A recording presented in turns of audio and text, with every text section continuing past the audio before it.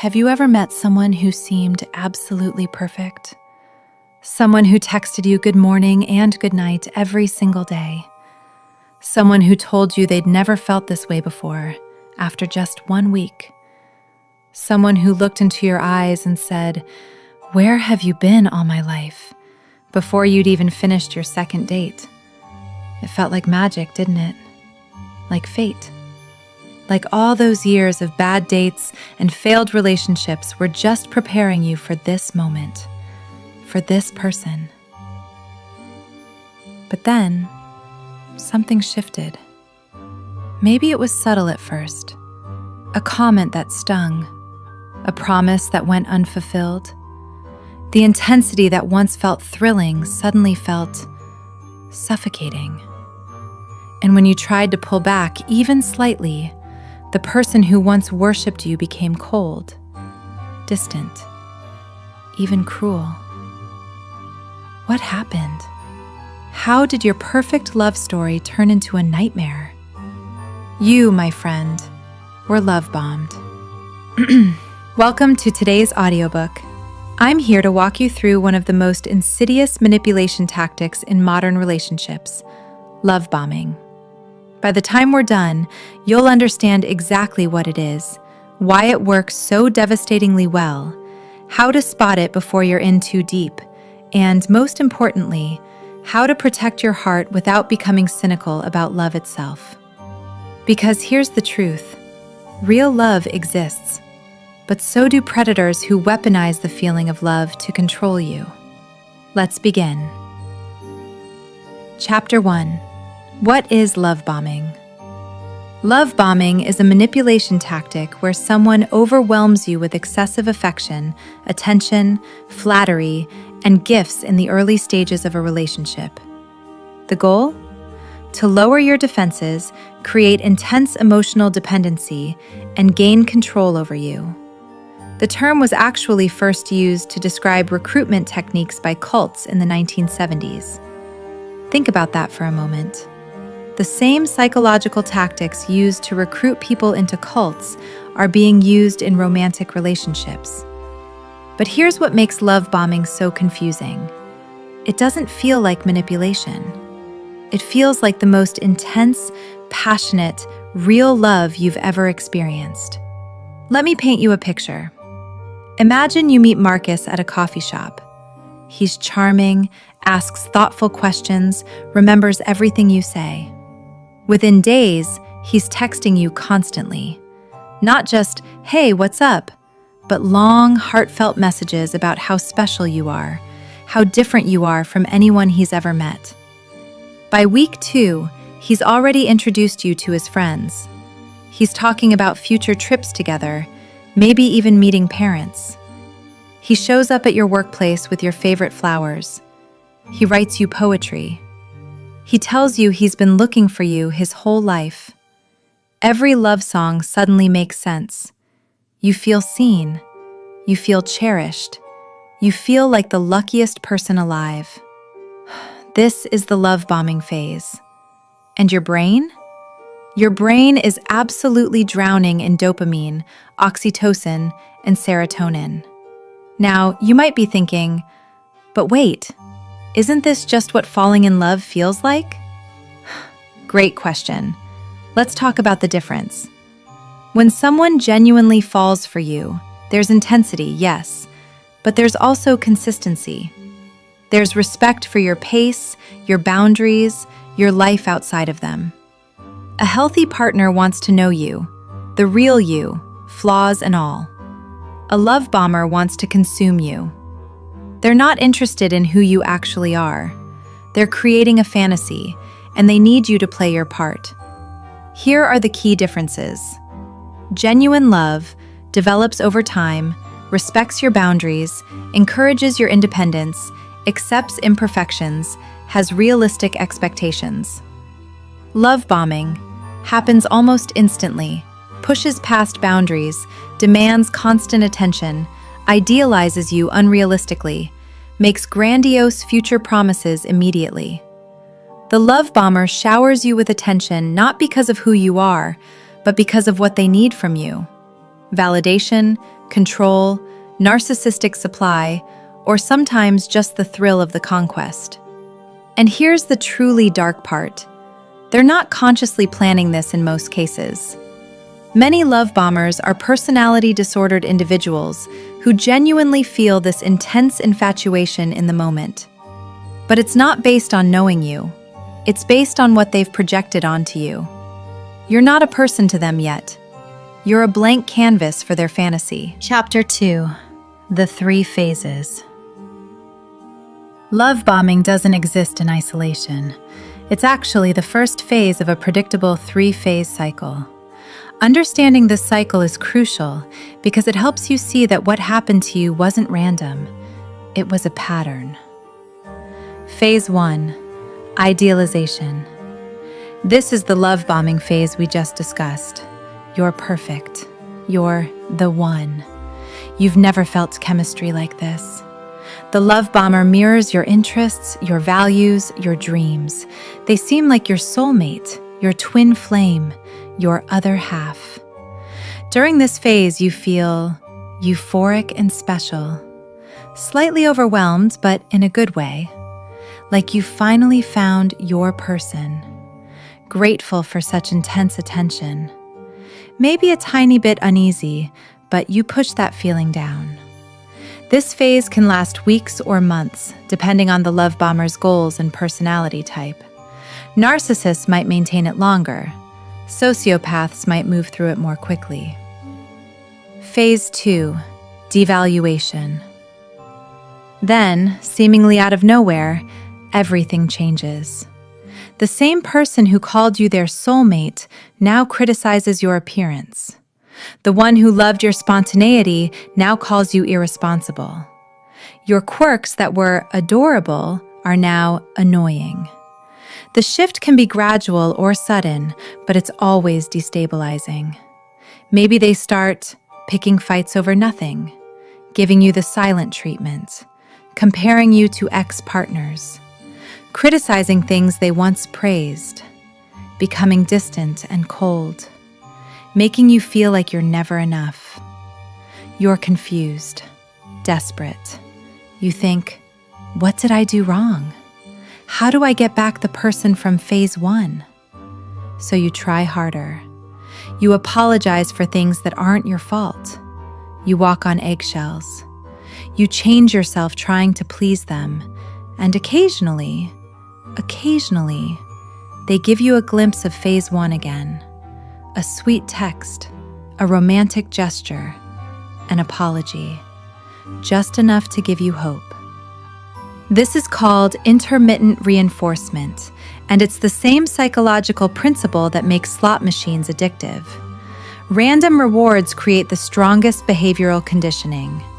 You become addicted to chasing those moments of early phase love, convinced that if you just try hard enough, you can make them stay. Phase 3. Discard. Eventually, the love bomber discards you. Sometimes it's dramatic, a cruel breakup, infidelity revealed, a sudden ghosting. Sometimes it's a slow fade where they emotionally check out while keeping you hanging on. But here's what's particularly cruel. They often move immediately into a new relationship and start the cycle over with someone else. And from the outside, watching their social media, it looks like this time it's real. This person gets the good version you were promised. This devastates you. You think, what did they have that I didn't? Why wasn't I enough? But here's the truth. That new person is just entering phase 1. They'll experience phase 2 and 3 too, because the problem was never you. The love bomber's pattern isn't about who they're with, it's about what they are. Some love bombers even circle back to previous victims. This is called hoovering, like a vacuum trying to suck you back in. They'll reach out during your healing, saying they've changed, they miss you, they made a mistake. Don't fall for it. The cycle will just begin again. Chapter 3. Why it works so well. You might be wondering, If love bombing is manipulation, why do so many smart, successful, emotionally healthy people fall for it? The answer is both simple and profound.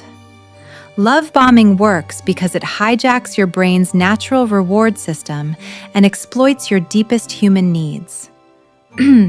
Let's talk neuroscience for a moment. When you're being love bombed, your brain releases massive amounts of dopamine, the pleasure chemical. Every text, every compliment, every grand gesture triggers a dopamine hit. Your brain starts associating this person with intense pleasure, creating an addictive pattern. Oxytocin, the bonding hormone. Released during physical touch, deep conversation, and perceived emotional intimacy. This is the chemical that makes mothers bond with babies. When it's triggered in romantic contexts this intensely, you form deep attachment very quickly. Serotonin, initially elevated, making you feel euphoric and confident. But here's the dark part. When the devaluation phase begins, your serotonin levels actually drop below baseline. This creates anxiety, depression, and obsessive thinking about the relationship. Essentially, love bombing creates a neurochemical addiction. Your brain becomes dependent on this person for emotional regulation. But it's not just chemistry. Love bombing also exploits psychological vulnerabilities we all have. The need to feel special. We all want to believe we're unique, that someone could see our true value. Love bombers make you feel chosen, seen, understood in ways you've never experienced. The desire for certainty. In a world of confusing modern dating, someone who seems absolutely sure about you is incredibly appealing. No games, no mixed signals, just pure, intense focus on you. Attachment wounds. If you grew up feeling unseen by parents, or you've been hurt in past relationships, love bombing feels like the healing you've been searching for. Finally, someone who gives you the attention you always deserved. The scarcity mindset. What if this is my only chance at this kind of love? What if I'm being too picky? What if I let the one get away? These thoughts make you override your instincts. Love bombers are particularly effective on people who are going through transitions, new job, recent breakup, loss of a loved one, naturally empathetic and giving, have experienced childhood emotional neglect, struggle with self-worth, are isolated from strong support systems. But listen carefully. Falling for love bombing doesn't make you weak, naive, or broken. It makes you human. These tactics work on intelligent, successful, emotionally aware people every single day. In fact, high achievers can be particularly vulnerable because they're used to working hard and achieving results. They think they can fix the relationship if they just try hard enough. The love bomber is counting on this. Now that you understand what love bombing is and why it works, let's talk about how to spot it before you're in too deep. These are the red flags that should make you pause, no matter how good everything feels.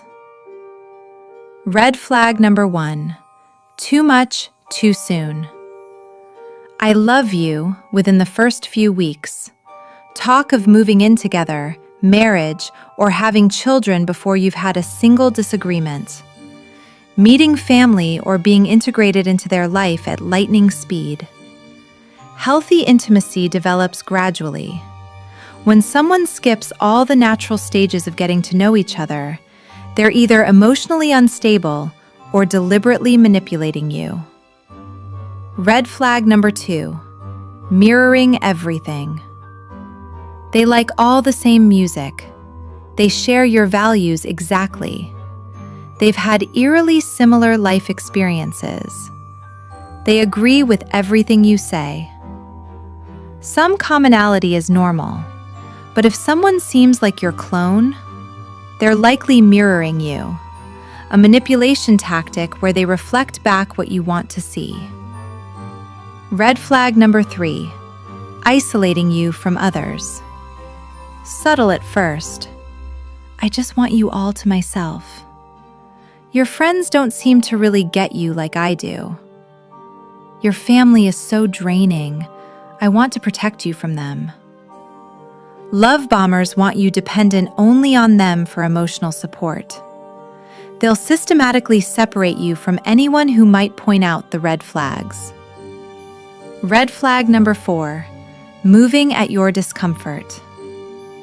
You've expressed that things are moving too fast, and instead of respecting that, they get hurt and make you feel guilty, push harder, insisting, real love doesn't wait, accuse you of being closed off or damaged, give you the silent treatment until you give in.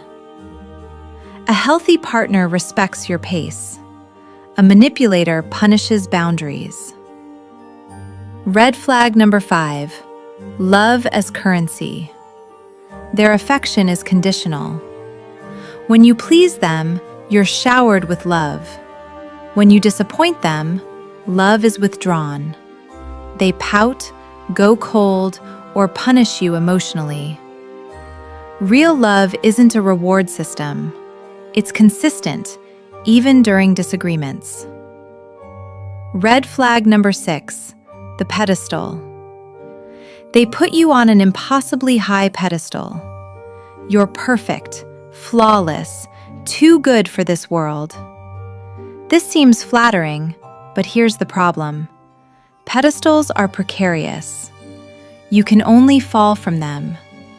And when you inevitably show a human flaw, the love bomber uses it as justification for the devaluation phase. Red flag number 7, crisis and drama. There's always an emergency that requires your support. An ex who's crazy and stalking them. A best friend who betrayed them.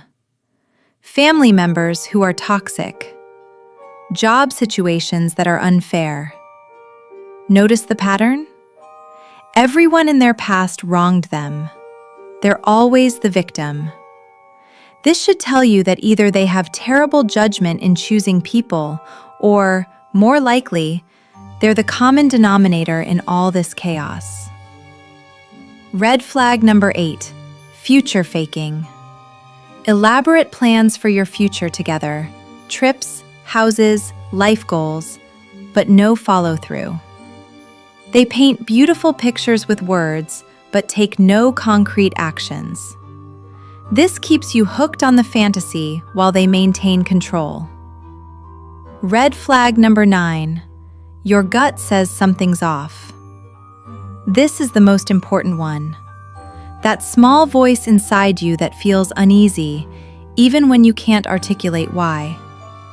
Maybe you feel like you're auditioning for a role instead of being yourself. Maybe the intensity feels more like drowning than butterflies. Maybe you're exhausted trying to keep up with their emotional demands. Trust that feeling. Your intuition is picking up on incongruencies your conscious mind hasn't processed yet. Chapter 5, Protection and Recovery. So how do you protect yourself from love bombers without becoming cynical about love itself? First, slow down. Regardless of how perfect someone seems, maintain your pace. Real love can handle patience. Manipulation cannot. Keep these boundaries.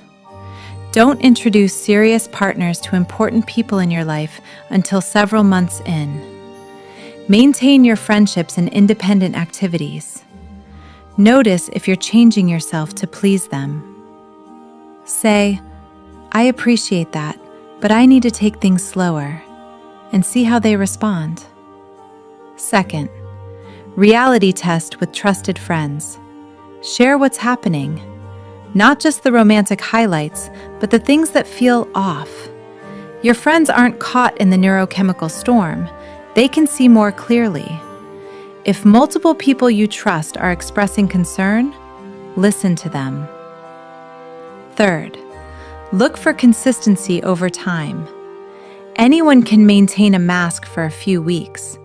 Watch how they handle disagreements, you saying no, stress, not getting their way, your success or good news, your bad days. Character reveals itself in these moments.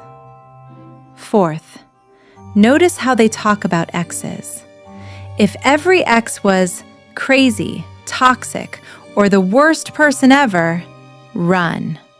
Healthy people can acknowledge their part in relationship failures and speak about former partners with some degree of respect or neutrality.